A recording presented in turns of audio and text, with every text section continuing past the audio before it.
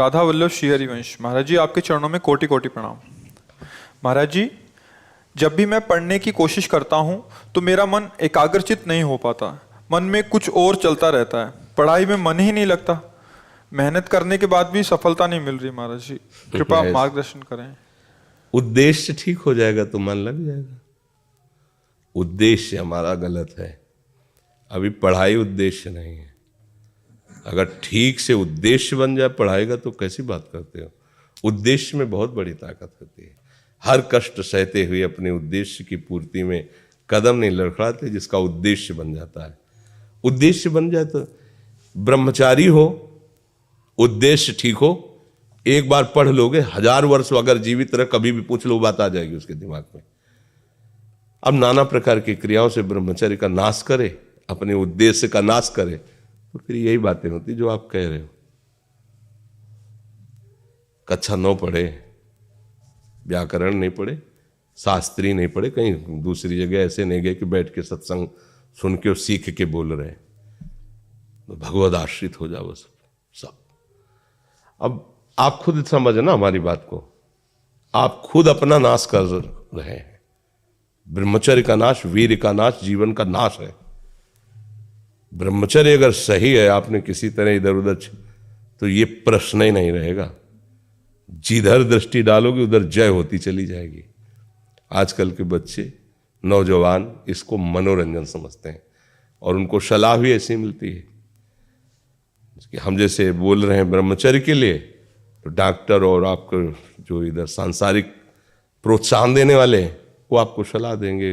हमें तो अंग्रेजी का शब्द नहीं याद है, फ्रस्ट्रेशन। हाँ, यही जो स्टेशन कह रहे हैं गाड़ी स्टेशन से अलग कर दो तो बोले तुम बहुत शांत हो जाओगे और फिर अपने काम में देखो कैसा उपदेश दिया जा रहा है कि वो। तो ये जो कमियां है ना, ये कोई भूत नहीं है जैसे लोग कहते हैं ना, पता नहीं कौन, ऐसा कुछ नहीं, गंदी आदतें हैं, इन पर संयम लाओ। आप समझ रहे, स्वीकार करते हो हमारी बात कि इसमें आपको संशय है? हाँ, तो आप देखो, हम आज ही सत्संग में बोल रहे थे, हमारे रक्त का स्वभाव है ऐसे, जैसे कट जाए ना तो उसका स्वभाव थोड़ी देर में गाढ़ा होने की कोशिश करेगा। यदि कहीं फ्लो वाली नस कट गई तब तो आपको वहाँ डॉक्टरी की जरूरत है। अगर ऐसे कहीं त्वचा में ऐसे, तो उसका स्वभाव गाढ़ा हो जाना, वो थोड़ी ही देर में वो अपने आप को बांध लेगा, क्योंकि रक्त का एक स्वभाव होता है। अगर वो बाहर किसी तरह भी आया तो ठंडा होकर गाढ़ा हो जाएगा, वो रोक लेगा। इसकी आखिरी परिणति है वीर्य, वो स्वयं से नहीं निकलता, वो इससे भी गाढ़ी वस्तु है, वो घर्षण से निकलता है। अगर आप उसको गर्म न करें चिंतन के द्वारा, क्रिया के द्वारा, तो वो नहीं निकलेगा। और जब हम उसको, तो फिर वो जीवन को नष्ट, प्राय इस पर बच्चियां ध्यान ही नहीं देती कि ये कोई मार्ग भी है। और परिणाम क्या होता है कि फिर वो संसार में, जिसे डिप्रेशन कहते हैं, मानसिक रोग से ग्रसित हो जाते हैं, क्योंकि इसका परिणाम यही है। या तो आपको प्रमाद और आलस्य युक्त होकर समाज से अलग पड़ा रहना पड़ेगा, और या फिर आखिरी कि आत्महत्या कर लें, ऐसी सलाह आपका मन देगा, ऐसी स्थिति में पहुंचा देगा।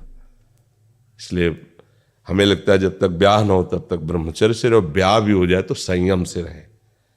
ये जीवनी शक्ति है, ये किसी के साथ खिलवाड़ नहीं करना चाहिए।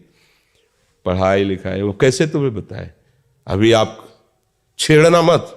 जैसे लोग कहते ना, मैं बहुत परेशान हूं, कुछ करता नहीं हूं, ऐसा हो जाता है वैसा हो जाता है, तो आपको हम बता रहे रक्त का स्वभाव है जैसे, तो इसकी आखिरी परिणति है वो वीर।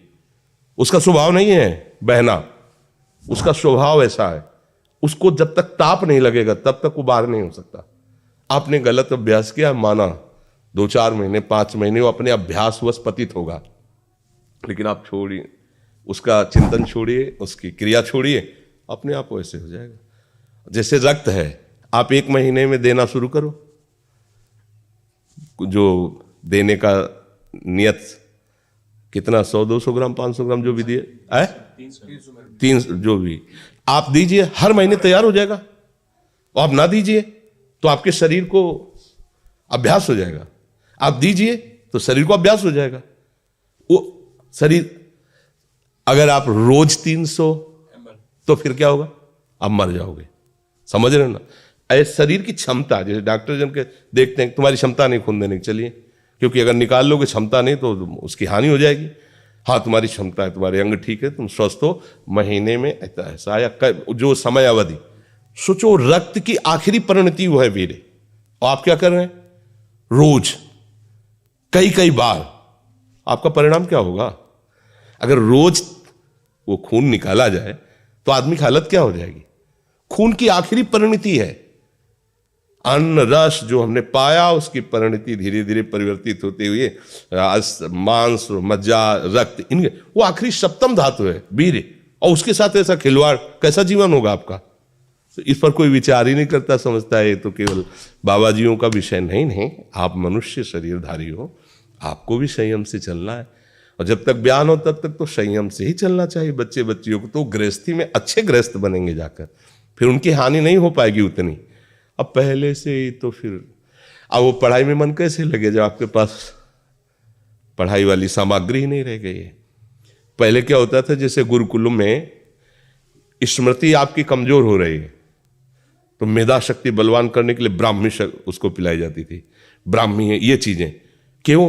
क्योंकि उनमें इतनी शीतलता, उनमें पौष्टिकता है कि वो वीर का वर्धन करके वीर को रोकेंगी, खास बात उसमें होती थी। अब हम इस बात को ना समझ करके फ्रेंड बनाते हैं और वो विनाश का खेल खेलते हैं जो हमारी सारी सांसारिक और पारमार्थिक दोनों उन्नति का नाश कर देता है। अब उस प्रश्न का क्या होता है? अब उसके लिए क्या सलाह? आप सही ढंग से रहो, अच्छा खाओ पियो, थोड़ा व्यायाम करो, सबके प्रति पवित्र भाव, अभी आप आनंद में आने लगोगे। और जैसी आदतें आजकल हो रही, आनंद वाली तो है नहीं, ये तो पतन वाली ही है। 4 दोस्त मिलते हैं, मदिरा पान करते हैं, गांजा और तो और क्या ड्रग्स फ्रग्स। आप बताओ क्या होगा? आप इतना विष डाल रहे हो अपने अंदर, इसलिए विषैली चीजें डाल रहे हो, ऐसी गंदी आदतें डाल, आपका जीवन क्या होगा? कैसा खिलवाड़ किया जा रहा है मनुष्य शरीर से, जबकि ये देव दुर्लभ देही है भगवत प्राप्ति, इसके साथ कैसा? तो बच्चों को ना तो सत्संग मिल रहा है, ना शास्त्र स्वाध्याय मिल रहा है, ऐसा ही संग मिल रहा है जो पतन का कारण क्या हो रहा है। अच्छा, बहुत पढ़े लिखे हो और शराब पी के नाली के कीड़े की तरह पड़े हो, माता पिता का अपमान कर रहे हो, मनमानी बेविचार कर रहे हो, पढ़ाई लिखाई क्या हुआ? पढ़ा लिखा से भाई विद्या तो वही जो विनय, पवित्रता, शालीनता, सभ्यता, नम्रता, ये तो सद्गुण विद्या में आज की रह नहीं रहे। पढ़े लिखे माता पिता को ऐसे डांट देते जैसे कोई नौकर से बात करता है, हम स्वतंत्र हैं। अरे विषयों के गुलाम तू कब स्वतंत्र हो गया? स्वतंत्र तो परमहंस जन होते हैं जिन्होंने इंद्रियों को अब जीत लिया और भगवद आनंद में मस्त हो, वो स्वतंत्र हैं। इंद्रियों के गुलाम तुम स्वतंत्र हो? जो विषय जब चाहता है तुम्हें गिरा, तुम स्वतंत्र हो? माता पिता, गुरु, शास्त्र, इनकी परतंत्रता स्वीकार करने वाला ही स्वतंत्र होता है। ये मनमानी आचरण जो आजकल समाज में विस्तृत हो रहे हैं ना, ये पतन, अशांति और पाप का कारण बनते हैं, जो बहुत हानिकारक है। तो बच्चा सावधानी से रहो, जो बचा है उसको संभाल लो। जीवन जब से ज्ञान हो जाए तब से अपने को संभाल ले। भाई पूर्व में गलती हो गई, आगे सुधार लेते हैं।